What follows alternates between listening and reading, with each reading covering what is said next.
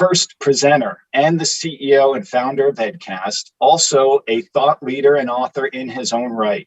Carl has been talking, writing, and focusing on future of work issues for many years, even before he started Edcast. And it's my pleasure to introduce the CEO of Edcast, Carl Meadow. Great. Thank you, Phil. And thanks everyone for joining. Good morning and good afternoon or good evening. And we have folks from all parts of the world globally. It's a terrific community that we've built over the past 7 years. Many of you are returnees or alumni of this summit. And we thank you for that. You've been with us since our very humble beginning 7 years back here at Stanford University. I hope all of you got your lanyard and badge and see you in Moscone. Anyway, I hope, I wish that I could say that. I'm wearing my lanyard and my first badge when we started the summit. And I wish that without this pandemic, we would have loved to host all of you here in Silicon Valley in sunny California. And I truly wish that we get off this pandemic and we can all meet and come together. As a community, we are all together on the same journey, and we are all trying to make the future of work to work for everyone. So we are all united by the common purpose and the common goal that we all have. Some of the folks in this community, some of you are customers, some of you are partners, some of you are just great thought leaders that we learn from. We'll be introducing just in a few minutes a great thought leader, Josh Person, from whom we all learn from. And I would like to give a little bit of a perspective over the past 1 year since we met last year at the 6th annual summit. So give you a few thoughts on what's been going on from the view of the world and the point of view from Edcast. We look at some of these big mega trends, mainly from the economic cycles, that how it impacts the workforce transformation and workforce development. There are 4 major economic cycles or economy that's actually building up that drives, ultimately, it's the economic cycle that drives a lot of work. And we look at these 4 major trends. Number 1 is skills economy that we've talked about. Josh and I did a webinar a few months back about winning in the skills economy. We'll hear more from him. And what we are seeing in skills economy that we are all experiencing is that the skills gap and the skills crisis and the talent war is just getting from bad to worse. And we need a concentrated effort and tremendous innovation and capability to be rolled out in organizations and for individuals with talent experience platforms, skills DNA, world-class employee experience in the flow of work. All of these are needed to make a concentrated effort to fight the skills gap crisis. Second, big trend, which we see is creator economy. Again, Josh wrote a big piece about it a few months back. We have to empower our experts and subject matter experts with powerful authoring tools and monetization ability so that they are able to bring their tacit knowledge, and we can create a great internal economy inside every organization where there is a peer-to-peer learning and skills and skills coins or skills currency. Skills really become the currency of today's knowledge economy. So that's really the second big trend.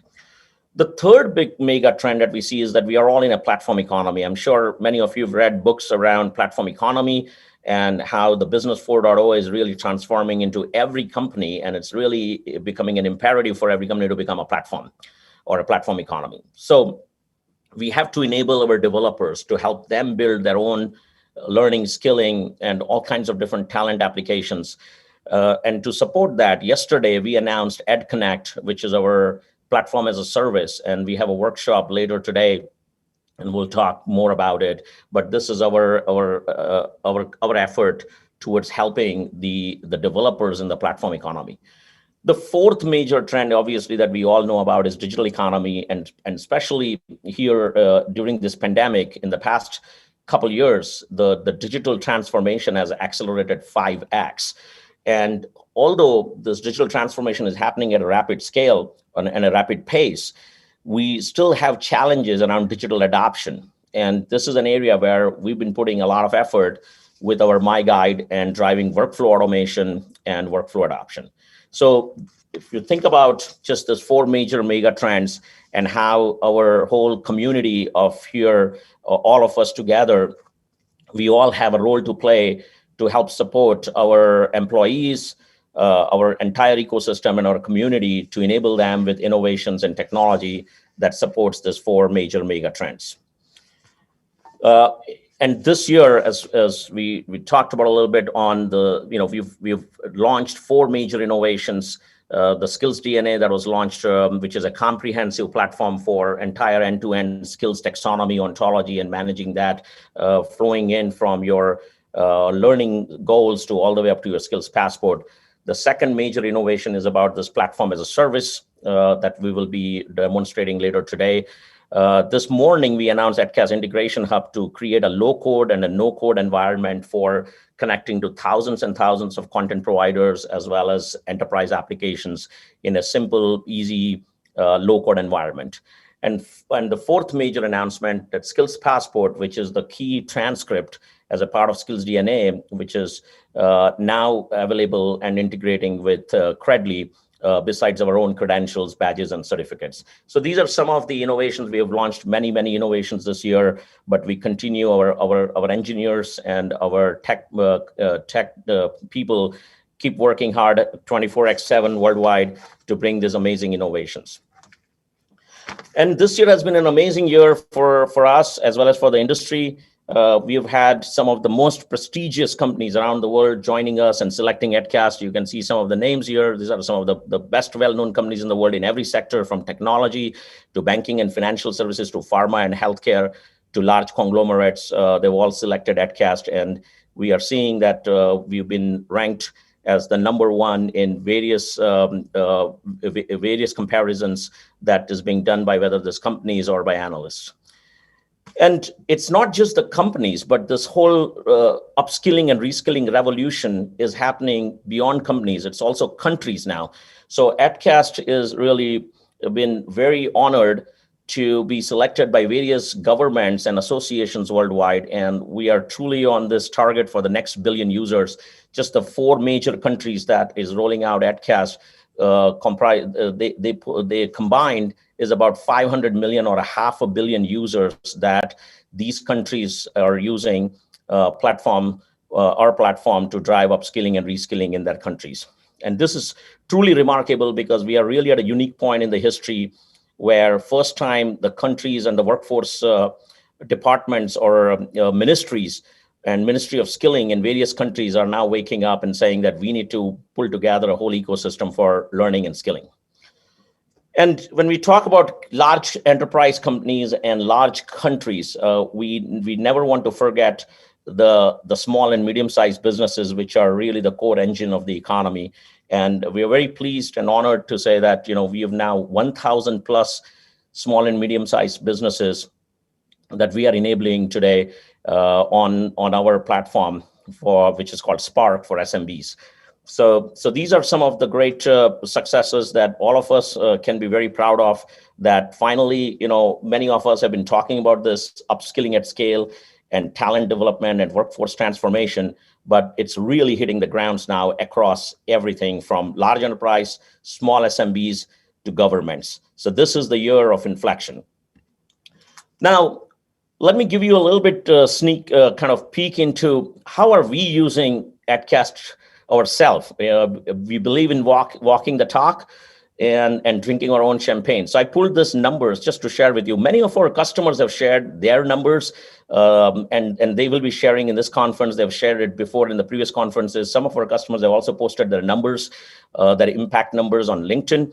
But here are the numbers of just about 400 employees that we have at Edcast. And these are the numbers just for the first 3 quarters of 2021, right? So we aren't even done with 2021 fully.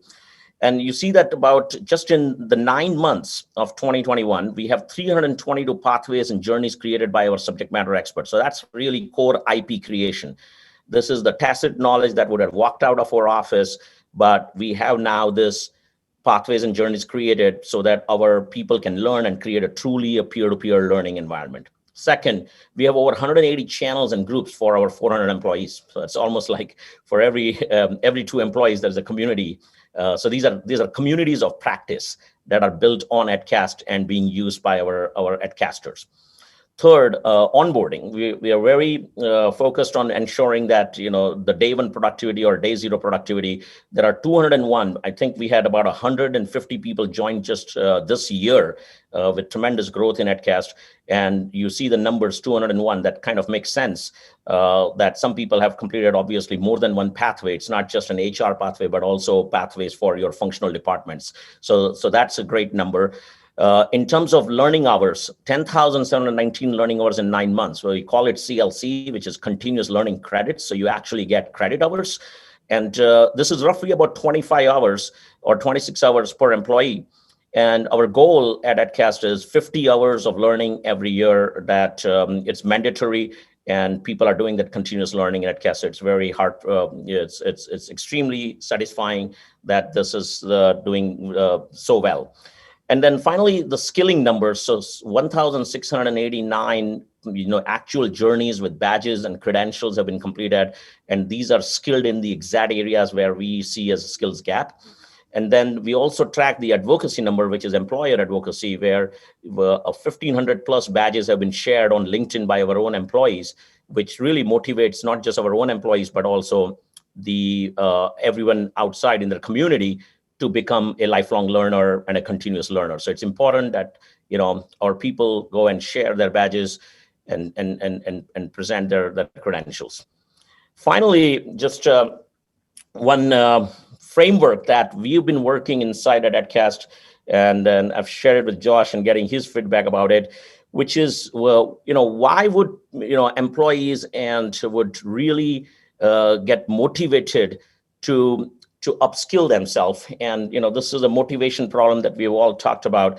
And we linked inside Edcast, the skilling and the learning initiatives directly to compensation. So we call it as an SEPC framework, which is skills, which drives execution in the company, execution that drives performance, which is our AOP targets, what we call annual operating performance goals. And then those performance are tied to compensation. We think that connecting this skills with compensation, typically in large enterprises, in an HR department, the learning L&D department and a compensation and total rewards department are completely separate. We are connecting these 2 very important functions and connecting that to the real core of the business where execution happens and performance happens. So as a CEO or your CXO, this is an amazing framework that what we are finding is that it really motivates people how they can get more career mobility, more fair and higher compensation or better compensation. As they improve their skills, they can directly see the correlation with the execution, that performance, and ultimately that drives their compensation. So I would just leave you with some sharing of our internal best practices from our impact numbers and our framework. We will continue to share how this framework and our numbers are happening. We also encourage our customers and our partners to share their impact numbers with Edcast.